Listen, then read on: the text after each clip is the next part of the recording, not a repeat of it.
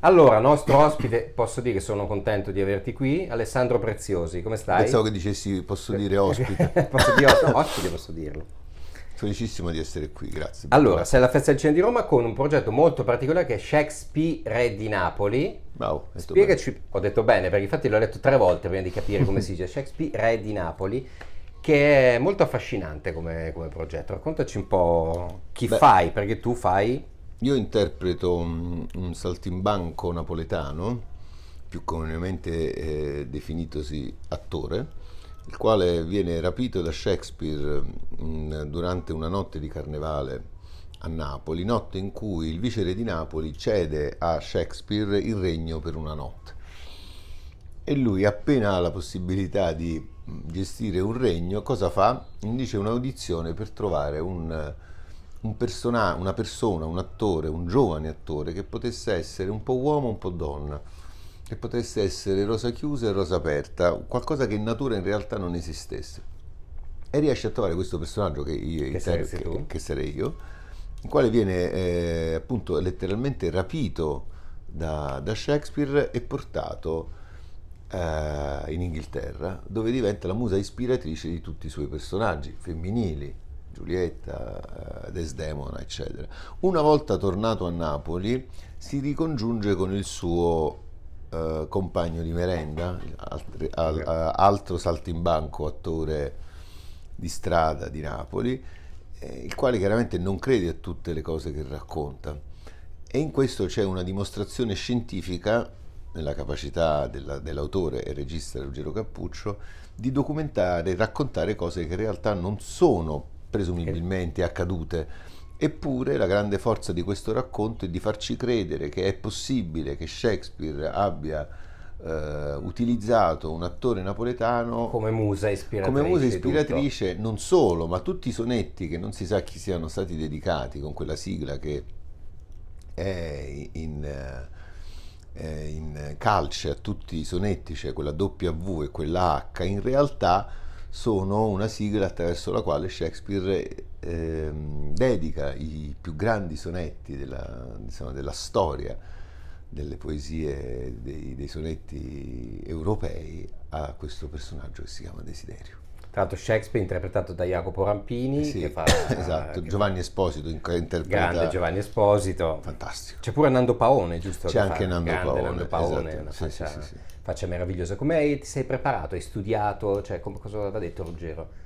Grande Ruggero Cappuccio, tra l'altro. Io ho visto lo spettacolo 5 anni fa e ne rimasi totalmente affascinato e mi commosse il fatto che il teatro potesse riuscire a creare in una persona anche come me che lo fa quella sensazione di poter vedere ciò che non viene rappresentato, di poter sfondare quella scatola nera che sembra un portale, un buco nero da cui tutti i personaggi arrivano ed escono e da cui escono portandosi dietro dei fatti che in realtà noi non vediamo, dei mondi che in realtà non ci sono, eppure la bravura del racconto te lo fa sembrare Vero. vero.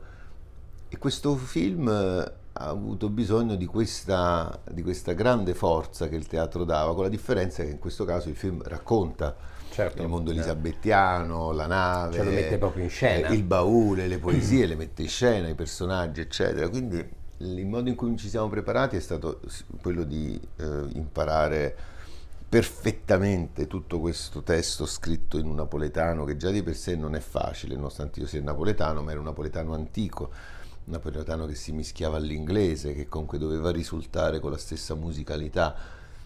E quindi in sostanza siamo stati proprio torchiati da Ruggero Cappuccio insieme a Giovanni Esposito perché questo potesse essere un lavoro nella sua implausibilità di racconto, nella sua fantasia, plausibile per la forza degli attori in carne e ossa. Certo. Senti, tu poi c'hai altri progetti, c'hai Moby Dick, che è in Moby giro, Dick che è in giro, che adesso esatto. domani faremo al Teatro Verdi di Padova, e Aspettando poi Relire, che invece è un'altra Aspettando operazione. Relay, che è un'operazione molto delicata, complessa, di cui curo la regia sia teatrale che cinematografica, documentaristica, con un adattamento di Tommaso Mattei, che invece porteremo al Teatro Goldoni dal 2 al 5 e poi a Treviso e a Vicenza, e giornate nelle quali andremo a girare un documentario che cercherà di raccontare in maniera, anche in questo caso, sgrammaticata rispetto a quella che è la linearità del racconto, Certo. non la storia del Relire, ma di che cosa vuol dire portare questo tipo di storia a teatro. Infatti il documentario e lo spettacolo si chiamano Aspettando Relire. Esatto. Senti Alessandro, cosa significa recitare per te? Se domani venisse uno e dicesse basta, non puoi più recitare, Perché, riusciresti? scusa? Perché quanto è la tua identità? No, la mia identità è un'altra È cosa altro. completamente. Potresti O forse vivere senza farlo. si sono così fuse che non Che riesco a... bacio. Potresti vivere senza No, recitare. beh sì. Sì, assolutamente.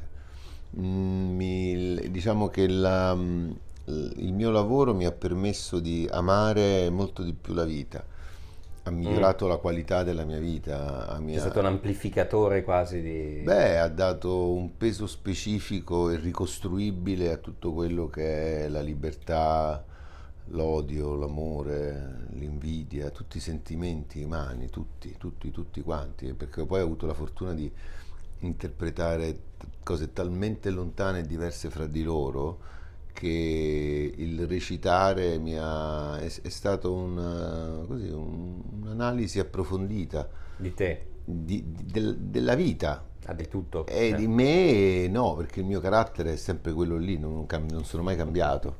Cioè, nel senso che per me il recitare è un mezzo, non è il fine. Mm. Ma chi c'hai? Tu c'hai dei miti, dei riferimenti tuoi? Qualcuno che ti accende ancora? Guardandolo L'attore, sì, recitare. guardi, che può essere Brando, Montgomery Clift, che ne so, oppure No, io preferisco parlare viventi. no, di attori italiani, perché Ah, quelli americani, beh, sul diciamo, mito, hanno dici. delle storie, è un'industria diversa dalla nostra. Dice troppo facile per Sì, chi mi emoziona ancora oggi è vederlo recitare, è Gassman, Marcello Mastroianni. Dei viventi ci sono per esempio Alessandro Borghi, che è un attore mio, insomma, contemporaneo, perché non abbiamo la stessa età, Che che ti è un piace? attore che mi piace guardare dal punto di vista professionale. Poi può fare cose belle, cose meno belle, può, può piacermi o meno il suo film. Per esempio ho visto Martin Hayden con Marinelli, Pietro Marcello. sì, esattamente, che è stato anche quello un evento. I miei miti sono tutti quelli che recitano bene. Diciamo che ha un senso molto basso e inflazionato del mito. Vabbè, però è bello quello. Senti, noi avevamo visto, eri stato qui l'altra volta per quel bellissimo documentario che ogni tanto, devo dirti, mi torno sul terremoto. Grazie. Ci sono delle immagini pazzesche di quel documentario. Ti piacerebbe poi perseguire quella via? Vabbè, adesso stai facendo Sì, un altro documentario. Ti piace la vita da regista? O comunque l'idea di fare regista? guarda, ogni volta maledico, di solito quella volta che l'ho fatto ho maledetto dopo, adesso sapendo com'è andata non mi maledico prima. Non è facile, non è facile fare il regista cioè devi detenere una necessità, devi sapere che quello che tu vuoi fare lo fai perché hai non soltanto la necessità di raccontare una storia, ma che devi saperla come raccontare, del linguaggio che vuoi utilizzare, che cosa in realtà ti affascina di quello che la gente andrà a vedere, e lo devi sapere prima, perché solo se lo sai prima, se hai un tuo gusto, se hai delle texture di riferimento, Per riuscire ad arrivare là, dici allora sì, raccontare una storia per raccontare una storia, perché che insomma hanno rubato il motorino da piccolo e da lì è cambiato tutto nella mia vita, Non no. te ne può fare di meno. No, perché lo fanno molto meglio gli altri, e non capisco perché lo debba fare io che non ho mai fatto. Ok. Per chiudere, qual è il tuo film preferito? C'è un film del cuore? quello che hai visto più volte o quello a cui torni. Ah, beh, Interstellar Ah, sicuramente, Interstellar, Christopher Nolan, Matthew McConaughey. sì. Cioè è il film, per il film il famoso, cioè, il mito del film, cioè il film che mi è piaciuto, i film che mi piacciono di più sono quelli che se li ritrovo a un certo punto nella programmazione di Sky o di altri, me li finisco di vedere nonostante Li hai visti li ho già? visti già 200 Cioè volte. quelli che ti blocchi davanti, Ci vedi sono delle immagini tipo Matthew McConaughey che piange davanti all'immagine. sì, perché sono film a cui collego la comprensione e l'approfondimento di un sentimento che apparentemente è nascosto attraverso l'avventura di uomini in un'altra realtà quantistica, ma in sostanza il film ti sta dicendo che l'amore ha quella possibilità, che non è, è sì che è leggendario, che è metafisico, ma in sostanza, cioè, per amore si fanno delle stronzate incredibili. Alessandro Preziosi, grazie Alessandro. Grazie, grazie ragazzi.